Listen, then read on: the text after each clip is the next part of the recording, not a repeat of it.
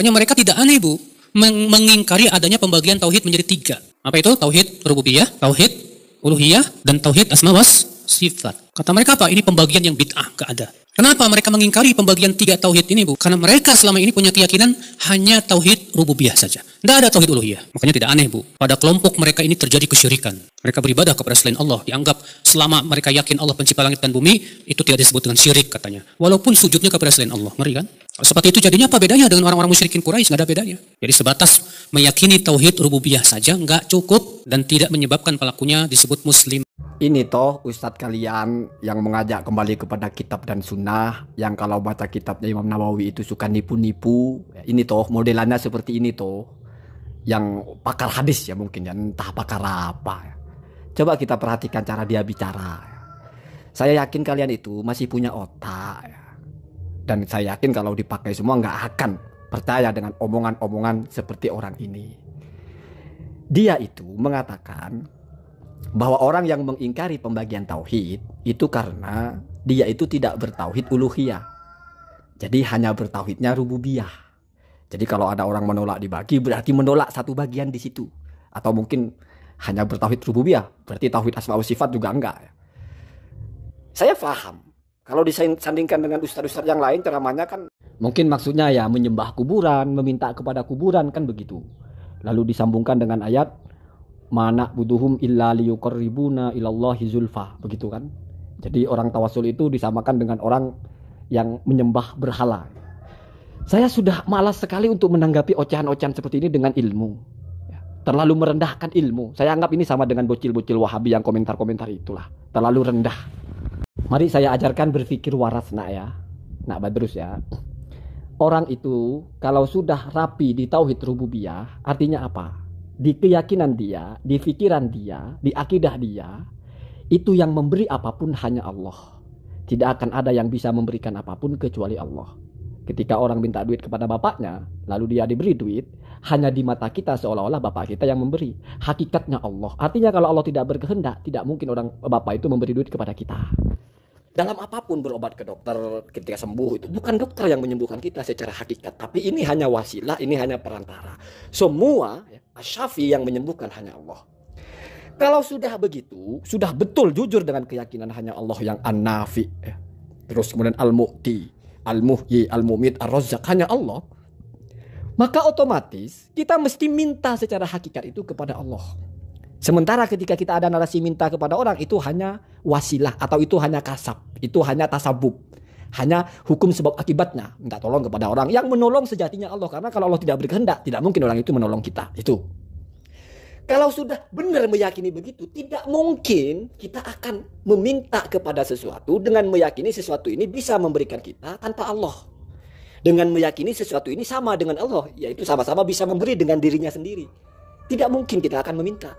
Kalau kita meminta kepada kuburan atau kepada apapun lalu kita meyakini kuburan itu mampu memberikan kita sesuatu sebagaimana Allah mampu memberikan kita, berarti bukan hanya rusak karena meminta kepada kuburannya atau tauhid uluhiyah, tapi sudah rusak tauhid rububiyahnya. Makanya tidak perlu dibagi, terus rububiyah uluhiyah itu satu kesatuan yang secara akal waras tidak bisa terpisahkan.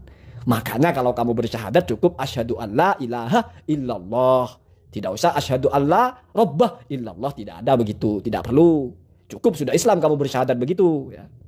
Di kuburan ditanya man rabbuka ya, tidak man ilahuka ya. Artinya ini satu kesatuan. Di Al-Qur'an pun ada yang ilahun artinya ya rabbun ada. Ya. Rabbun artinya ya ma'budun ya ada. Artinya itu maksud yang diinginkan begitu ya. Saya kasih gambaran sederhana Pak Badrus ini, belajar berpikirlah ya. Ada orang di keyakinan dia itu di kampung ini yang jual material hanya satu toko di pojok, namanya toko Budi Sentosa. Setiap kita ingin ada kebutuhan ya, mau beli paku, mau beli semen, mesti kita akan menuju ke sana. Langkah kita menuju itu meminta, itu ibadah. Kenapa kita hanya bertauhid yaitu menuju ke sana saja? Karena di keyakinan kita memang hanya dia yang rububiyah, hanya dia yang jual paku. Kalau kita sudah coba-coba berpindah, coba mau belanja di toko sebelah, berarti kita sudah ragu bahwa hanya dia yang jualan paku. Berarti kita sudah berpikir mungkin toko sebelah juga jualan paku. Itu berarti secara rububiyah, di mana kalau di contoh ini rububiyah artinya jualan barang-barang material, paku dan sebagainya itu kita sudah mulai berpikir ada yang lain, maka langkah kita pun akan berbeda. Kita tidak hanya ke sana kalau butuh paku, tapi coba ke tempat lain. Kenapa kita mencoba ke tempat lain? Karena kita sudah tidak meyakini hanya dia yang jualan. Begitu juga dalam ibadah. Kalau kita sudah mulai meyakini ada sesuatu yang punya kekuatan selain Allah, maka ini akan memicu kita meminta tidak hanya kepada Allah. Sebaliknya kalau kita tidak pernah punya pikiran, tidak pernah punya keyakinan ada sesuatu selain Allah yang punya kekuatan, yang bisa mengabulkan, yang punya kuasa, maka tidak mungkin kalau kita waras kita coba-coba minta kepada yang lain. Kalaupun ada narasi minta itu mesti tidak sama dengan kita minta kepada Allah, tidak sama dalam akidahnya. Pak minta uang Pak, ya kita minta iya, tapi beda dengan ya Allah, Allahumma rzuqni, berbeda. Kita minta uang sama orang itu adalah tasabbub. Keyakinan kita kalau Allah mau kasih saya rezeki, mesti orang ini ngasih. Itu terus ya. Jadi kita waras lah ya. Waras kalau orang sudah matang di tauhid rububiyah. Ya, ketika dia datang ke kuburan lah, berdoa di kuburan lah. Dalam doanya nyebut-nyebut nama Rasulullah lah, nama wali, nama siapa. Kalau tauhid rububiyah orang itu matang, bahwa hanya Allah yang mengatur segalanya, maka tidak mungkin perilaku dia itu adalah disebut menyembah kepada orang wali, atau menyembah kepada kuburan, atau menyembah kepada aulia atau kepada nabi. Kenapa? Karena untuk apa menyembah mereka? Untuk apa kita minta kepada mereka? Toh yang kita yakini yang memberi hanya Allah. Ketika ada bahasa wasilah, itu tawassul namanya, tasabuk namanya. Ya, wasilah. Lalu apa bedanya dengan orang-orang Quraisy dulu? Mereka sebagaimana diceritakan oleh Allah itu, perhatikan, makanya harus belajar memahami Quran itu ya. Mana buduhum illa liyuqarribuna. Jadi di sini ada bahasa ma huruf nafi, ada illa. Ma kalau dengan illa itu isbat, artinya ketetapan, sama dengan la dengan illa. La ilaha illallah berarti Tuhannya hanya Allah. Berarti Allah itu ada, Tuhan itu. Mana buduhum illa liyuqarribuna berarti mereka memang menyembah. Paham terus ya, paham? Na'budu itu menyembah, bukan tawasul tapi menyembah. Ya. Ini kok mau disamakan dengan orang tawasul yang tidak menyembah?